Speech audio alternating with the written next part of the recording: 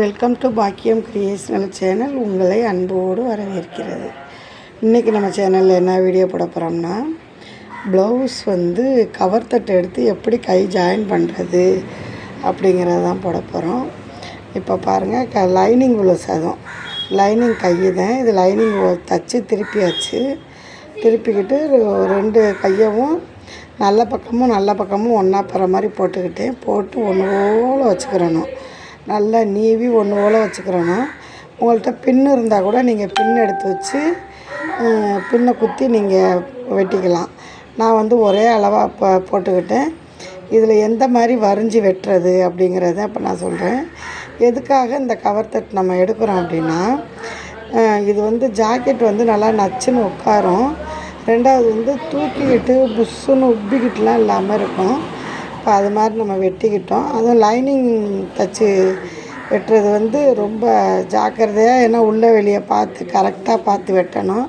இப்போ கூட குறைச்சிருக்க முன்ன பின்ன வர்றதெல்லாம் நம்ம அந்த பிசுறுகள்லாம் வெட்டி எடுத்துகிட்டு இப்போ ஒரு தையல் நான் போட்டுக்கிறேன் பாருங்கள். இது மாதிரி தையல் போட்டுக்கிறணும். அப்போத்தே துணி நழுவாமல் இருக்கும். ரெண்டு கையவுமே அது மாதிரி தையல் போட்டுக்கிறணும்.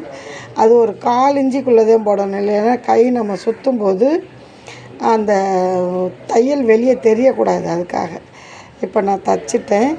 இது எப்படி ஜாயின் பண்ணுறேங்கிறத பாருங்கள். இப்போ ஆல்ரெடி லைனிங் கொடுத்து தச்சு பெரட்டி ஷோல்டர் ஜாயிண்ட்டும் போட்டாச்சு.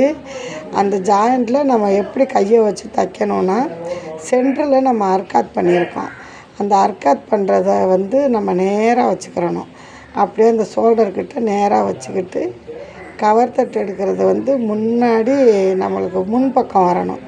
அது மாதிரி வச்சுக்கிட்டு நம்ம தைக்கணும். பார்த்திங்கன்னா நான் அது மாதிரி தான் வச்சுருக்கேன். தைக்கிறது ரொம்பவே ஈஸியாக இருக்கும். எந்த துணியும் இழுக்கக்கூடாது. கை துணி மேல் துணி வச்சுருக்கோம் பார்த்திங்களா, அதை மட்டும் லைட்டாக இழுக்காமல் ரொம்பவும் இழுக்கக்கூடாது. கீழ் துணியை இது மாதிரி நம்ம தைச்சிட்டு ரெண்டு கையும் அதே மாதிரி தைச்சிக்கிறணும். இப்போ நான் ரெண்டு கையும் தைச்சிட்டு நம்ம ஷோல்டர்லேருந்து மடித்து பார்க்கும்போது கையோட அளவு கரெக்டாக இருக்கா, இடுப்போட அளவு கரெக்டாக இருக்கான்னு பார்த்துக்கிட்டு அப்படியே நம்ம ஓவர்லாக் போட வந்துட்டோம். ஏன்னா கை தச்சுட்டு தான் நம்ம ஓவர்லாக் போடணும். அது மாதிரி ஜாயின் பண்ணியாச்சு. இப்போ ரெண்டு கையுமே நம்ம ஓவர்லாக் போட்டுக்கிறோம். ஓவர்லாக் போடும்போது துணியில் இந்த மற்ற துணிகள் நம்மளுக்கு உள்ளே போய் சிக்கிராமல் கவனமாக ஓவர்லாக் போடணும். இப்போ நான் அது மாதிரி தான் ஓவர்லாக் போட்டுக்கிட்டு இருக்கேன். நீங்களும் தச்சுட்டு ஒரு சிலர் என்ன செய்கிறாங்கன்னா, நம்ம கை லைனிங் கொடுத்து தைச்ச உடனேயே ஓவர்லாக் போட்டுக்கிட்டு ஜாயின் பண்ணுறாங்க. அது கைக்கு மட்டும்தான் ஜாயிண்டாக இருக்கும். பிசுறு தெரியாமல் திரட்டி தைச்சிருக்கோம், நம்ம அதில் ஓவர்லாக் போட தேவையில்லை அப்படிம்பாங்க. அதெல்லாம் கிடையாது. கண்டிப்பாக நம்ம ஓவர்லாக் போடணும். ரெண்டையும் சேர்த்து வச்சு ஓவர்லாக் போட்டோம்னா நல்லா இருக்கும். நான் பார்க்குறதுக்கு ஃபினிஷிங்கும் அழகாக இருக்கும். அதனால் நீங்கள் தைக்கணும்னு நினச்சிங்கன்னா, நம்ம பாக்கியம் கிரியேஷனல் சேனலை பார்த்தீங்கன்னா ஈஸியாக பழகிக்கலாம். ப்ளவுஸ் கட்டிங்லேருந்து, ப்ளவுஸ் ஸ்டிச்சிங்லேருந்து, லைனிங் ப்ளவுஸ் ஓட்டுறதுலேருந்து ரொம்பவே அருமையாக நம்ம தைக்கலாம், பழகிக்கலாம்.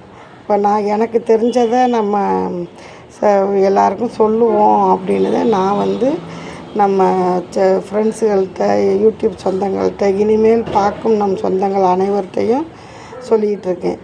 நீங்களும் இது மாதிரி தைச்சி பழகிக்கோங்க. இப்போ நான் ஓவர்லாக்கும் போட்டேன். இப்போ கையோட அளவு கவர் தட்டு எடுத்து எப்படி ஜாயின் பண்ணணும் அப்படிங்கிறத உங்களுக்கு தெளிவாக சொல்லியிருக்கேன். நம்ம வீடியோவை பார்த்து தெரிஞ்சுக்கோங்க. பாருங்கள், கரெக்டாக ஓவர்லாக்கும் நம்ம போட்டு முடிச்சிட்டோம். ஓவர்லாக் போட்டு தையலும் தைச்சிக்கிட்டோம். இப்போ ஜாயின் பண்ணுறது, சைடு ஜாயின் பண்ணுறது, நமக்கு முன்ன பின்ன இருக்கிறதெல்லாம் கழிச்சு விட்டுட்டு நம்ம ஜாயின் பண்ணிக்க வேண்டியது. ஓகே ஃப்ரெண்ட்ஸ், இந்த வீடியோ பிடிச்சிருந்தால் லைக், ஷேர்